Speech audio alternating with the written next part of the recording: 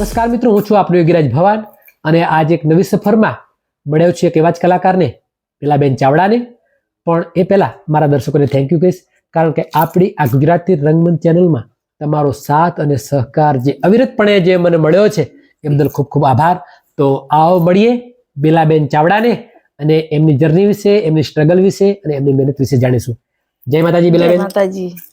ખરેખર તમને મળીને ખૂબ ખૂબ આનંદ થયો, કારણ કે સમય ન હોવા છતાં આજે આપણી આ ગુજરાતી રંગમંચ ચેનલમાં જે તમે ઉપસ્થિત થયા છો, તો ખરેખર તમારો ફરી એકવાર તમને તમારો આભાર વ્યક્ત કરીશ.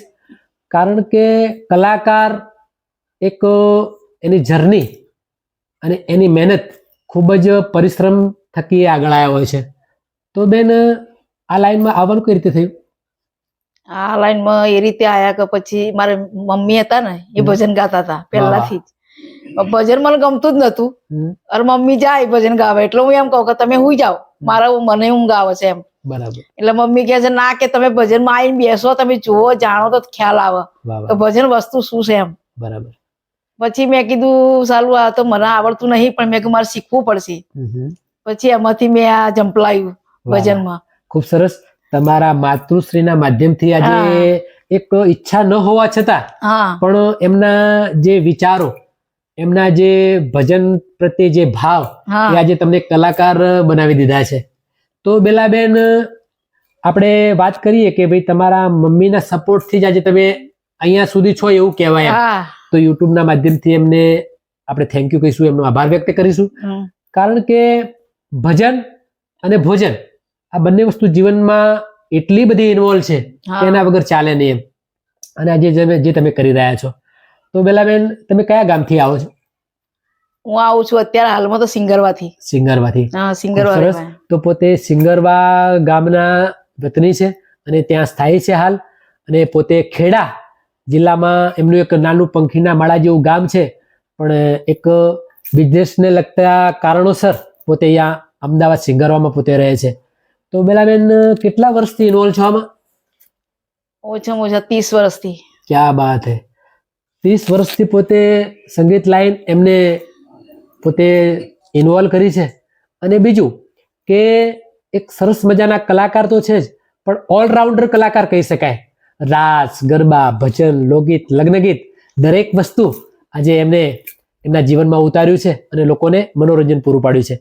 તો બેલાબેન, ફર્સ્ટ ટાઈમ જ્યારે પ્રોગ્રામની શરૂઆત કરી તો ક્યાંથી કરેલી? ગરબાથી જ. ગરબાથી. વાહ વાહ, ખૂબ સરસ.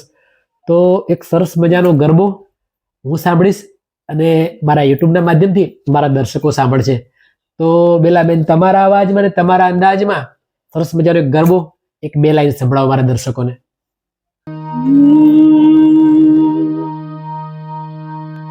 એ હાલો ખોડિયાર છે જોગ માયામાં મરિયાની, ખોડિયાર છે જોગ માયા, ખોડિયાર છે જોગ માયામાં મરિયાની, ખોડિયાર છે જોગ માયા. પાડીને પાડે પાગળ રે આવે, પાડીને પાડે પાગળ રે આવે. એ મારી પાગળને પાખો આપે રે મામડિયાની, ખોડિયાર છે જોગ માયા. એ હાલો ખોડિયાર છે જોગ માયા મામડિયાની, ખોડિયાર છે જોગ માયા. વાહ વાહ વાહ બેલાબેન, ખરેખર વર્ષો જૂની યાદ તાજી કરાવી આજે તમે. કારણ કે શેરી ગરબા જ્યારે ગામડાઓમાં થતા ત્યારે આ સરસ મજાના ગરબા આવા ગવાતા. મીનાબેન પટેલ, દમયંતીબેન બરડાઈ, આવા સરસ મજાના કલાકારો આવા શેરી ગરબામાં ખરેખર મધુર અવાજમાં. અને આજે તમારા ગળામાં પણ એક ખરેખર મેં એક મધુર અવાજ સાંભળ્યો છે. કારણ કે ગાવું એ દરેકના વશમાં નથી, કારણ કે એક કુદરતી કળા છે અને જે તમને કુદરતી કળા મળી છે. અને માં ભગવતી સરસ્વતી માતા તમારા ગળામાં બિરાજમાન છે.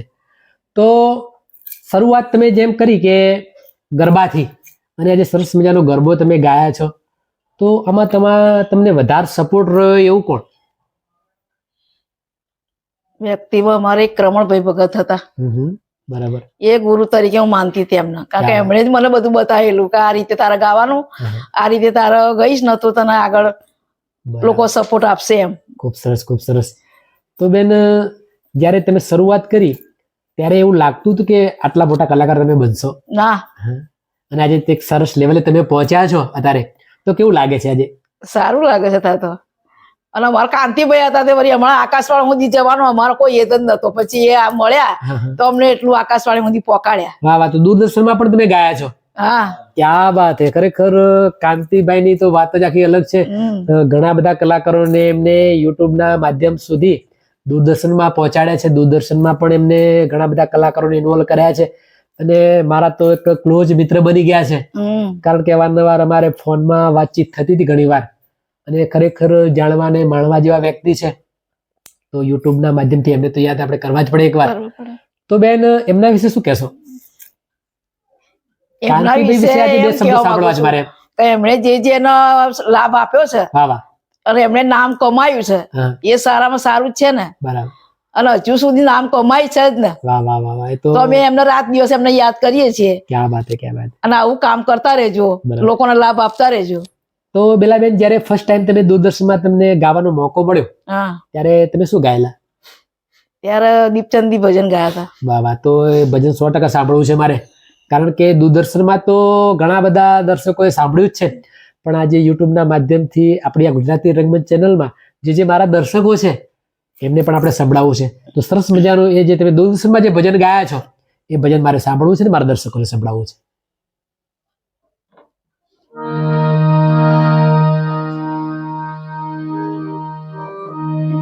એ લીધી રે ફકીરી હવે તારા નામની રે, વાલો મારો દીનાનો દયાળ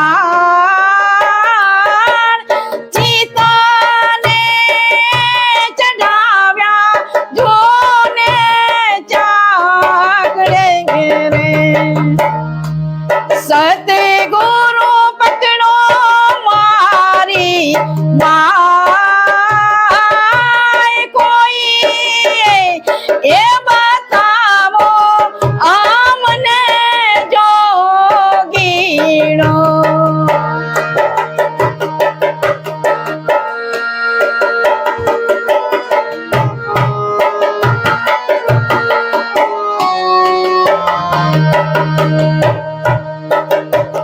એ જી ચિતાને ચઢાવ્યા જોને ચાકડે રે,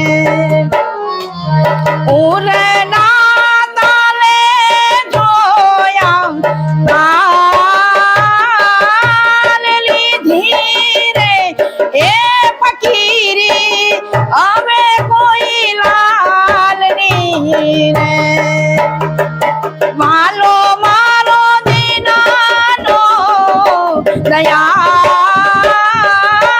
ચિતાને એ ચઢાવ્યા જોને ચાકડે. વાહ વાહ વાહ.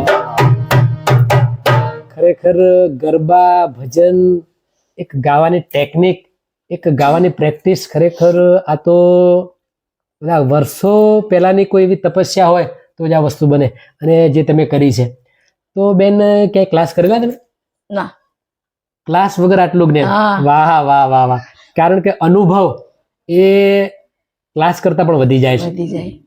અને સરસ મજાનું તમે જે ગાઓ છો સુરમાં, તાલમાં, કારણ કે આ એક સરસ મજાની કળા તમને કુદરતી મળી છે અને જે તમે લોકોને સુધી પહોંચાડી રહ્યા છો. તો બેન, તમે જ્યારે સ્ટેજ પ્રોગ્રામો કરતા હોય, કોઈ ડાયરા કરતા હોય, ત્યારે તમને વધારે કોઈ ફરમાઈશ આવતી હોય અથવા લોકો તમને વારે ઘડીએ કોઈ એવું ગાવાનું ભજન કહેતા હોય અથવા કોઈ ગરબો કહેતા હોય, તો એવું કોઈ ગરબો ખરો? હા, લોકગીત. તો 100% એ લોકગીત આપણે સાંભળીશું અને યુટ્યુબના માધ્યમથી મારા દર્શકોને સંભળાવીશું. એ પારસ પીપળાના પાદરમાં એ વાગ્યા ઢોલીડાના ઢોલ રે વાગ્યા ઢોલીડાના ઢોલ ઢોલીડાના ઢોલ તો મારા તારા રે ઢોલ તો મારા એના તાલ તાલ તો મારી પાની ગુથાઈ ગયો ઢોલી તારા ઢોલ ઢોલ તો મારા દાલડે લગાઈ ગયો એ પારસ પીપળાના પાદરમાં. વાહ વાહ વાહ, ખૂબ સરસ. કારણ કે તમે લોકગીત પણ એવા મજાના ગાઓ છો. ખરેખર મને તો જૂની યાદો, જે જૂના ફિલ્મમાં આવા બધા ગીતો, લોકગીતો ગવાતા હતા, એ આજે તમે રજૂ કર્યા છે આજે, કારણ કે આનંદ કરાવ્યો છે. તો બેન, જેમ તમે જે ગાઓ છો, જે ઢબથી ગાઓ છો, એટલે મારું માનવું છે ત્યાં સુધી તમારા કોઈ એવા ફેવરિટ કલાકાર હોય, અને એ કોણ હોય એ મારા દર્શકોને જણાવો. ફેવરિટ કલાકાર તો હું દરેક કલાકાર જોડે બેઠી છું. કોઈ કલાકાર એવા નહીં કે હું નહીં બેઠી. દરેક કલાકારો જોડે તમે સંગત તો કરી જ છે, છતાં પણ એક અંદરથી એવો કોઈ એવો કલાકાર દરેક સિંગર નામ હોય છે, અને એવું જાણવા માંગુ છું. એવું અમારે કનુભાઈ ટુંડેલિયા હતા. વાહ વાહ વાહ વાહ. એ નડિયાદની બાજુમાં ગામ છે ટુંડેલ ગામ. વાહ વાહ, ત્યાં ના છે. ખૂબ સરસ. કારણ કે આજે જે તમે ગાઓ છો, એક અલગ ઢબ તમારી છે, અને અલગ એક આવડતથી તમે જે ગાઓ છો, એ અસંખ્ય કલાકારોને આજે ભેળા મળીને ગાવું હોય, પણ એમાં તમે આખા અલગ તરી આવો એમ, એવી સરસ મજાની કળા છે તમારી. તો બેન, ગુજરાતમાં તો તમારું નામ છે, પણ ગુજરાત બહાર પણ મેં ઘણું બધું તમારું નામ સાંભળ્યું છે. તો આનો વધારે શ્રેષ્ઠ તમે કોને આપશો? એ જ વ્યક્તિની જોડે જ હું જતી હતી ને એમની જોડે જ હું બધા એ થઈ. વાહ વાહ વાહ, ખૂબ સરસ. યુટ્યુબના માધ્યમથી એમને પણ આપણે થેન્ક યુ કહીશું. અને બીજું કે આપણી ગુજરાતી રંગમંચ ચેનલમાં જે તમારું આ ફર્સ્ટ ઇન્ટરવ્યુ છે, તો કેવું લાગે છે? સારું લાગે છે. વાહ વાહ, આભાર આભાર. કારણ કે અમને એક યુટ્યુબના માધ્યમથી તમારા જેવા કલાકારોને મળવાનો મોકો મળે છે.